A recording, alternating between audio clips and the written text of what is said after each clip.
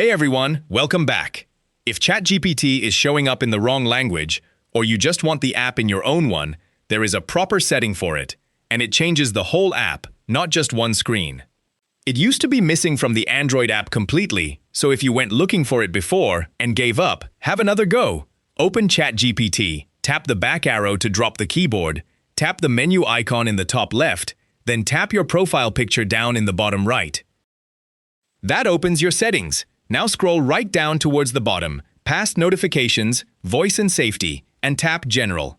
The very first row in there is language, and right now mine says English. Tap that, and up comes the full list.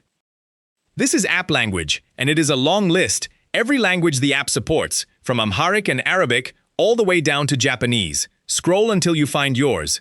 I'm picking Español, España, and then tap OK, and watch the screen behind it. Language becomes idioma. Haptic feedback becomes respuesta háptica. It switches over straight away. And it is the whole app, not just this page. Tap the arrow to come back out, drop the keyboard, and open the menu. Imágenes, biblioteca, proyectos, complementos, nuevo chat.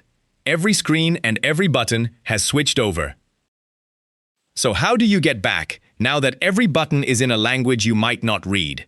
Exactly the same route, just in the new language. Tap the menu, then your profile picture, which now says Configuración de la cuenta. Scroll down to General and tap Idioma. The list opens again, with your current language sitting at the top. Scroll down to English, tap it, then tap Aceptar, and it is back to normal straight away. So that is the whole thing. Menu, profile picture, scroll down to General, tap Language, pick the one you want, and tap OK. No restart, no reinstalling.